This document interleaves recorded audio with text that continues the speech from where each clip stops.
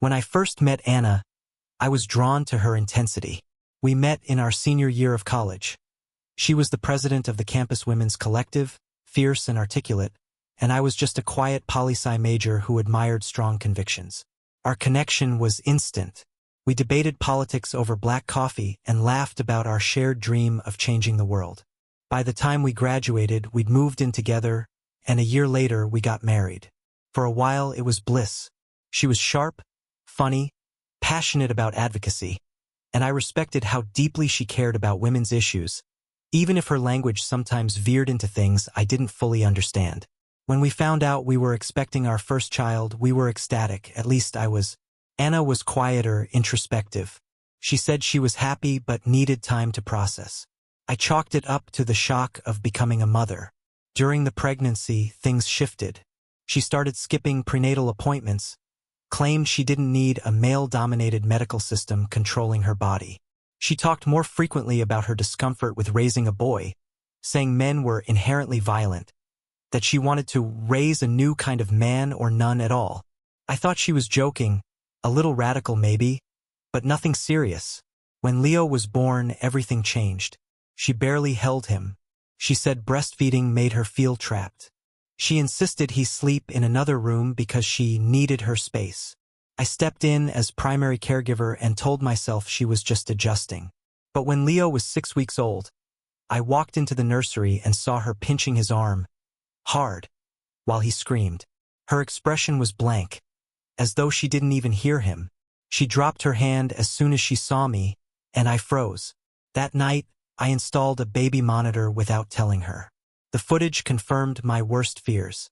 Over the next week, I watched my wife ignore Leo's cries, roughly jostle him, even mutter things like, "You little parasite." I confronted her.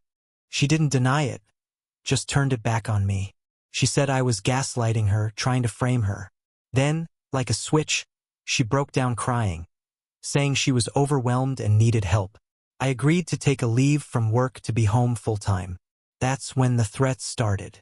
Anna told me I couldn't take her son from her, that no court would believe a man. The final straw was the fire. One night, after a tense argument about her behavior, I woke up to smoke. The fire department ruled it arson. The accelerant was found near the garage right by Leo's stroller. When I showed the footage of Anna slipping outside late that night and returning 15 minutes before the fire alarm went off, they questioned her, but without a confession, there wasn't enough for an arrest. That was when I packed Leo's things and left to stay with my parents. I filed for emergency custody. She fought back with everything she had, claimed I was kidnapping her son, that I was mentally unstable. She started posting online, twisting the story. Soon, strangers were commenting on my social media pages, calling me a monster. Then came the restraining order, the court hearings, and the endless cycle of psychological warfare. Every week brought something new. Anna's lawyer submitted doctored text messages. Anonymous reports were made to Child Protective Services claiming I was abusing Leo. None were substantiated, but each visit took a piece out of me. I had to protect my son while defending myself from the woman I once promised to love forever. It was like being in a nightmare I couldn't wake up from. Week after week, Anna escalated. She moved out, rented a place nearby, and transformed what should have been Leo's nursery into a disturbing art installation. Photos of baby boys defaced with paint, walls filled with phrases like, "No more sons," and "End male tyranny." The court-ordered evaluator documented it all, but Anna had an answer ready for everything. She claimed it was trauma therapy recommended by her art counselor. When that didn't work, she changed tactics. She visited Leo's daycare and stood by the fence, tying pink and blue ribbons that read, "Mommy loves you," and "Families belong together." She organized support groups, rallies in the town square where she sobbed and claimed I was punishing her for struggling with postpartum depression. The footage of her hurting Leo? She said it was a bad day, a mistake, and that I was using it to destroy her life. She wrote blog posts that went viral, painting me as a controlling husband who'd abandoned his mentally ill wife. People believed her. Parenting forums were flooded with sympathy. I lost friends. My boss pulled me into his office after someone leaked edited photos of my workspace, including a bottle of anxiety meds on my desk. The implication that I was unstable. I wanted to scream the truth from rooftops, but my lawyer kept saying, "Stay calm. Let the evidence speak." But it was hard. Every day I was smeared while Anna played victim. She stalked me in parking lots, followed me to gas stations, stood across the street with binoculars during Leo's birthday party. Then came the letters, handwritten, anonymous notes sent to my boss, Leo's doctor, even our neighbors, questioning if I was fit to raise a child alone. "He's unwell," one letter read. "You can tell from the way he walks, the way he talks. That baby deserves his mother." Eventually, she crossed a line. During a supervised visit, Anna pretended to have stomach pain. While the social worker was distracted, she grabbed Leo and bolted for the door. Security tackled her. The incident was recorded. The police arrested her for attempted kidnapping. At last, the mask slipped. Her apartment was searched, revealing a terrifying plan. Schedules, fake IDs, escape routes, burner phones. The court granted me full custody. Her feminist group collapsed. Former members came forward, confessing that Anna had manipulated them, recruited them to file false reports. But the damage was done. I was a shell of myself, exhausted, underweight, paranoid. Leo had started stuttering and cried whenever I left the room. Anna was sentenced to 2 years in prison with mandatory psychiatric care. In prison, she was finally diagnosed with a cluster of personality disorders. Her own lawyer contacted me with a proposal. She would voluntarily terminate her parental rights if I dropped the civil suit for damages. I agreed without hesitation. The day it became official, I stood in Leo's room and sobbed for the first time in a year. We were free. Not victorious. Not healed. But free. We stopped looking over our shoulders. Leo started speaking more. Laughing. He slept through the night again. We went to the zoo, to the park, to the grocery store without fear. Anna's parents, finally seeing her clearly, devoted themselves to Leo, determined to give him stability. Her mother even started therapy, admitting she'd missed the signs.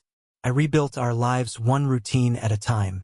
Pancakes on Sundays, bedtime stories, playdates.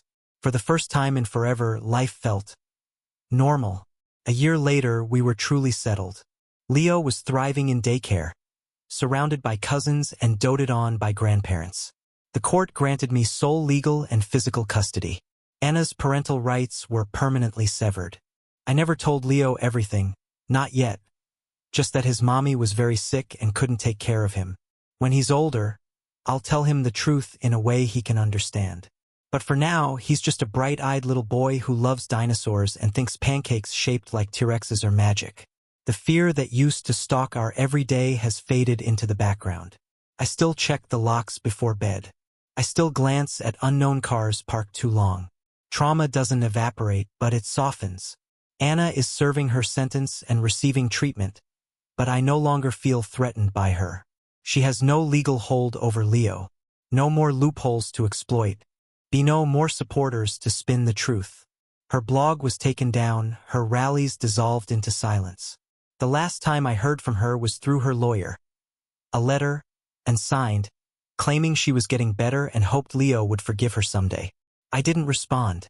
Instead, I burned it in the fireplace after reading it once. I'm done giving her space in my mind. Leo deserves a father who isn't looking over his shoulder. We're building new memories now. Birthday parties with bounce houses. Saturday mornings at the farmer's market. Watching Leo fall asleep with his new stuffed animal, an astronaut bear, knowing he doesn't remember the old elephant. His mind is clear, unburdened. That's my greatest victory. Some nights, I still sit outside his room and listen to him breathe, just to remind myself that he's safe, that I won, not just in court but in life. I protected my son from someone who should have been his first safe place but chose destruction instead. We don't always get to control who we fall in love with, but we can choose who we fight for. I chose Léo. I chose love. I chose to stand, no matter how hard Anna tried to knock me down.